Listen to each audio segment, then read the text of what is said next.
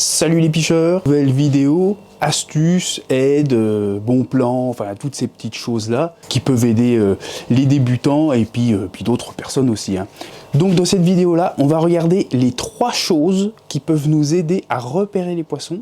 3 points pour moi vraiment très importants qui devraient vraiment vous aider à capturer des fiches. Donc voilà, donc dans cette vidéo là, on aura donc ces 3 points là, et aussi vers la fin, il y a un bon plan pour pouvoir faire des économies les picheurs. Donc sans plus attendre, on démarre le top 3.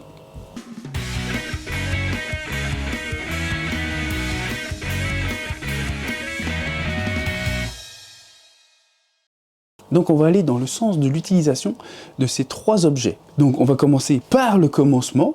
La première chose que l'on fait quand on arrive au bord de l'eau, c'est le repérage. Repérer les poissons, et pour ça on a un outil qui est intégré au corps, tu vois, c'est les yeux, mon vieux. Ouais, les yeux et les oreilles.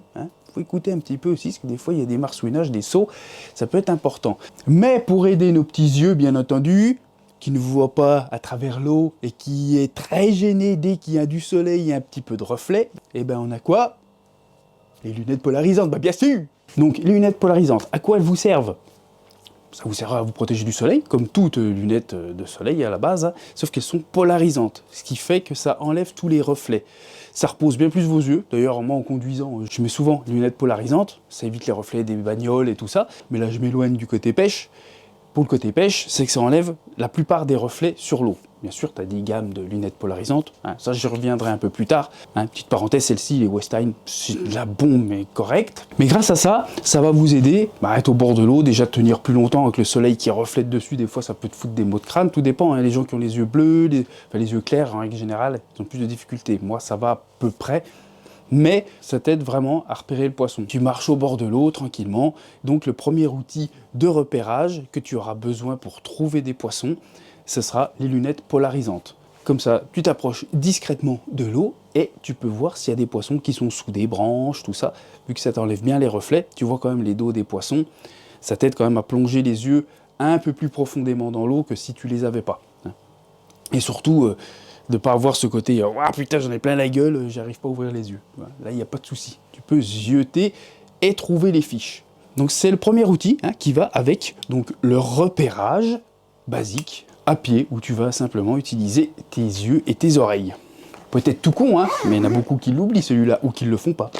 On passe tout de suite donc, au deuxième point. Une fois que tu as bien regardé une des zones du lac ou des zones de la rivière, tu as trouvé quelques zones où tu as vu des branches, que c'est pas forcément les poissons que tu vois sous l'eau. Tu peux voir un arbre mort, tu peux voir d'autres choses intéressantes. Vers les herbiers, tu as vu des poissons nager, là des nénus, tu as vu des dos de carpe. Bon, tu sais à peu près déjà où tu vas aller avec ton objet numéro 2, t'occuper des poissons, de les trouver mieux que ça, c'est-à-dire de sonder avec un sondeur, bien sûr. Parce que bien sûr, la deuxième étape, c'est ça, c'est l'éco-sondeur.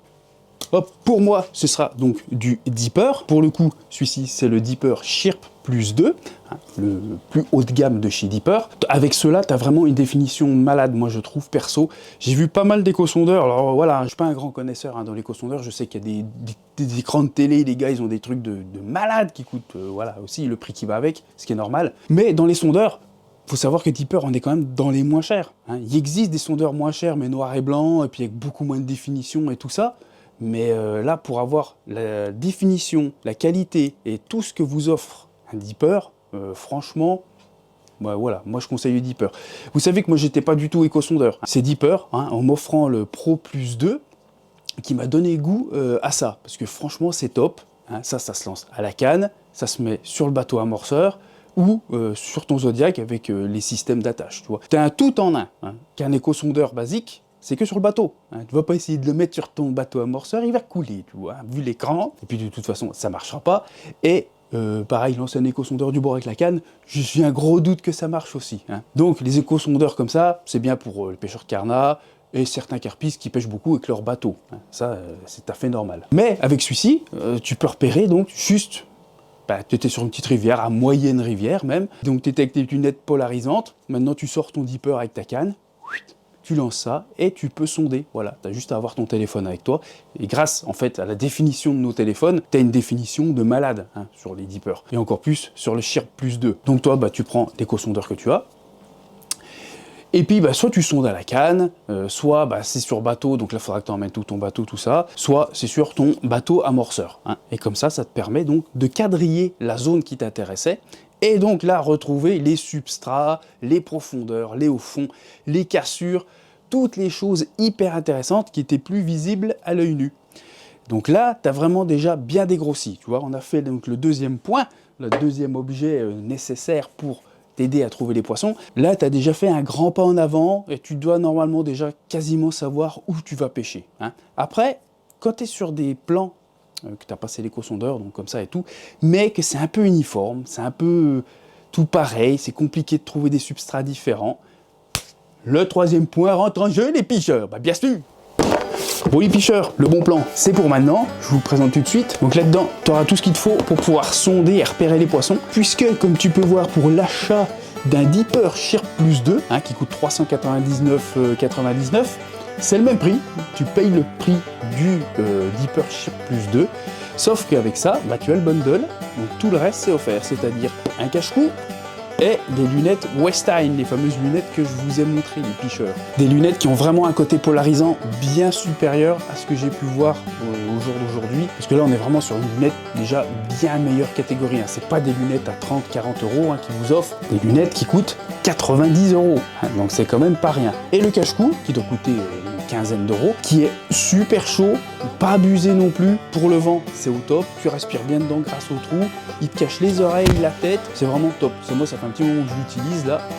C'est régal. Puis les lunettes, quand tu as essayé celle-ci, généralement, tu n'as plus trop envie de redescendre aux autres. Et bien sûr, le Shirp Plus 2, un petit bijou. Hein. Sur celui-ci, tu as toutes les options avec la meilleure définition que tu pourras avoir sur un Dipper. Et le gros point, c'est qu'il y a une autonomie de malade. Là, t'as pas besoin de le faire recharger ni rien. T'as 15 heures d'autonomie, ça balance. Donc c'est top parce que ça te fait faire une économie de 106 euros. Hein. Vous avez pu voir la pub, il y a plein de petites pubs d'ailleurs sur Facebook, tout ça, parce que c'est normal, c'est leur bundle. Ça, c'est des choses, c'est bien de les mettre en avant, je trouve. Parce que celui qui avait l'idée de s'acheter un Dipper Shirp Plus 2, ou peut-être l'autre, il va se dire, je vais peut-être prendre le Shirp Plus 2 parce que je vais avoir une putain de paire de lunettes offerte, et en plus un petit cache-cou bien sympathique. Tiens, on dirait pas trop Reptile là? Ou Sub-Zero? Et le troisième point, ce n'est que la canne à sonder. Il croyait que je l'avais oublié, il se dit, ça y est, il a retourné totalement sa veste, il oublie les cannes à... Non. Canne à sonder, t'as beau avoir un Dipper ou un gros éco-sondeur, j'avoue, j'ai évolué, tu vois, j'étais vraiment pas pour ça du tout, mais j'avoue que, alors un gros éco-sondeur m'intéresse toujours pas, mais les Dippers, j'en suis très friand, je pourrais pas trop faire ça maintenant, surtout sur les lacs, perso. Mais j'ai quand même toujours pour fignoler la recherche, une canne à sonder. Donc ça, c'est ma vieille canne Fox que j'avais gardée pour canne à sonder. Et après, pour ça, je vous mets la vidéo dans le descriptif de la vidéo, puis dans un coin. J'avais fait une vidéo sur comment bien sonder à la canne. Donc vous pouvez y aller pour ce troisième point qui va vous aider en fait à trouver les petites taches. Je vous montre quand même rapidement, voilà, c'est ça le sondeur, ça va avec le plomb, et comme ça le bouchon remonte pour savoir votre profondeur, et le plomb pour gratter le fond. Ça, pareil, il en existe toutes les marques, il y en a, ça c'est un Corda, il existe le Nash, je vais me passer sur le Nash parce qu'ils sont vraiment bien, il y a du Ridge Monkey, il y a du Fox, enfin toutes les marques font leur sondeur. Ouais, vous savez que je kiffe Nash, donc je vais me faire péter un Nash, c'est obligatoire. Donc voilà, et donc ceci va vous servir donc à trouver les petits détails. Comme je vous disais, quand c'était un peu flou dans votre tête parce que c'était vraiment assez uniforme, on prend la canne et on commence à faire des lancers sur les endroits qui vous paraissaient potentiellement intéressants. Et là, on gratte. Donc toi, tu lances, tu grattes, principalement tu grattes. Et là, tu auras quand même plus de détails, tu vois, sur la définition du fond. Vraiment, c'est un tout petit truc que le sondeur va t'amener énormément de détails, c'est sûr. Mais des fois, ça peut être compliqué. Et là, ça peut te permettre de trouver une poche de vase, tu vois, de seul coup, tout mou, hop, ça redevient plus dur, tu vois, ou inversement, c'est tout mou partout, tu voyais pas de taches dures, donc toi, en faisant plein de lancers, en quadrillant bien, et au bout d'un moment, une petite tache dure. Alors là, tu bouges plus, tu remontes le bouchon, bien noté où c'est que c'est, tu clips ta canne et tout ça pour pouvoir retrouver le truc, tu prends une canne à pêche, tu lances juste derrière ton bouchon, il faut être précis un petit peu quand même, tu laisses tomber le plomb, et là, tu grattes, tout doucement jusqu'à trouver la petite tache dure et là tu clips, tu vois, pour pouvoir relancer pile poil sur cette tache. Et bien sûr, tu prends un repère au sol à tes pieds et en face de toi pour pouvoir avoir l'angle et donc grâce au clip avoir la distance. Donc voilà pourquoi la canne à sonder servira toujours les pêcheurs. Même si on achète des sondeurs, même si on sonde pour gagner du temps parce que ça va plus vite, et moi j'ai besoin de gagner du temps donc je peux vous dire que je ne vais pas le lâcher, mon dipper, et ben la canne vous permet parfois de trouver des choses que vous n'auriez jamais trouvées avec un éco-sondeur. Alors peut-être si j'avais eu un éco-sondeur à 15 000 € là, qui fait de la cartographie, radiographie, je sais pas quoi, là, des machins, où tu vois le squelette des poissons limite, et tu vois s'il y a 1 mm de vase et tout ça. Mais bon, voilà, on n'est pas équipé avec des gros bateaux comme ça, là, avec des éco-sondeurs à 25 000 € dessus. Bon, après j'exagère, je me doute que déjà entre 2 000 et 6 000 €, tu vois, pour avoir un détail de fou comme ça. Après, il faut voir son utilité, et chacun fait comme il en a envie. Donc voilà, la petite canne, elle peut quand même vous servir à trouver les dernières petites choses et faire la différence, faire un poisson. Pareil, vous pouvez y aller sur le bateau, vous êtes sur le bateau avec votre canne à sonder, tac, puis vous cherchez comme ça, là, ou carrément avec un tube, tu touches le fond pour voir si tu arrives à trouver quelque chose de différent. Donc voilà, les 3 points, les 3 objets qui vous permettront à coup sûr de faire plus de poissons. On parle souvent du matériel, une belle canne, des beaux détecteurs, tout ça. Ça, ils peuvent t'aider, mais vraiment d'1%. Ils pourront jamais t'aider plus que ça, parce qu'ils ont une fonctionnalité qui fait que quelque chose, tu ne le louperas pas, que tu l'aurais peut-être loupé sans. Mais c'est tout. La plupart du matériel ne t'aide pas à prendre du poisson. Une bonne canne peut peut-être t'aider à lancer plus loin et du coup prendre des poissons. C'est d'ailleurs le matériel qui peut d'ailleurs le plus t'aider à prendre des poissons. Mais mis à part ça, les vraies choses qui vont t'aider, c'est des lunettes polarisantes, un dipper et une canne à sonder, les pêcheurs. Ça, ce sont les réelles choses, la plus importante qui va vous monter le pourcentage de chance et de réussite le plus haut. Après, ça va être la construction de l'amorçage avec de bons appâts et poser les appâts bien où il faut. Et le dernier point, ce sera la chance. Tout le reste, c'est la chance. Les poissons sont là, ils veulent manger, et c'est bon. Tout est gagné, les pêcheurs. Donc voilà, j'espère que cette petite vidéo vous aura plu, vous aura aidé, vous aider aussi à comprendre que voilà, c'est pas que les appâts, c'est pas que le matériel, c'est vraiment le pêcheur, avec ces 3 points qui peut vraiment vous permettre de prendre beaucoup plus de poissons. Donc voilà, je vous laisse les pêcheurs. Moi, je vais rouler de la bouillette un petit peu, les nouvelles recettes. Ouais, une ultra mûre là, bam. D'ailleurs, vous inquiétez pas, j'oublie pas la recette à base de Tiger qui va bientôt sortir. C'est juste que j'avais fait une commande et j'attendais mes farines manquantes. Elles arrivent bientôt. Donc d'ici quelques semaines, cette bouillette là sortira. Là, c'est une petite bouillette à base de mûre, bien concentré, ultra simple, que je vais me faire pour essayer. Puis il faut que je passe mes arômes, donc je vais faire des recettes très simples pour passer mes arômes, des recettes qui marchent très bien et qui prennent du poisson partout. Donc oui, j'en profite aussi, parce que je suis transparent avec vous, pour vous dire que je suis rentré chez Dipper, je suis ambassadeur chez Dipper, donc vous verrez certainement dans des salons dans le rang Dipper. Bon, je sais que ça déplaira à des personnes, ça plaira à d'autres. Moi personnellement, je m'occupe de moi. Et Dipper, ça me dérangeait pas dans le sens où ils font que des sondeurs en fait, que des petites boules, des petits sondeurs comme ça. Je veux dire, il n'y a pas de guerre. On peut pas me dire que ouais, tu fais vendre tout le monde de la pêche. En fait, voilà, il n'y a que les sondeurs et tout. Je trouve que c'est une boîte vachement réglo, très propre, très nickel. Donc je remercie Dipper de m'avoir demandé de rentrer dans leur boîte, parce que c'est eux qui sont venus me chercher. Ils ont commencé, comme je vous ai dit, par m'offrir le Pro Plus 2. J'en étais super content et tout.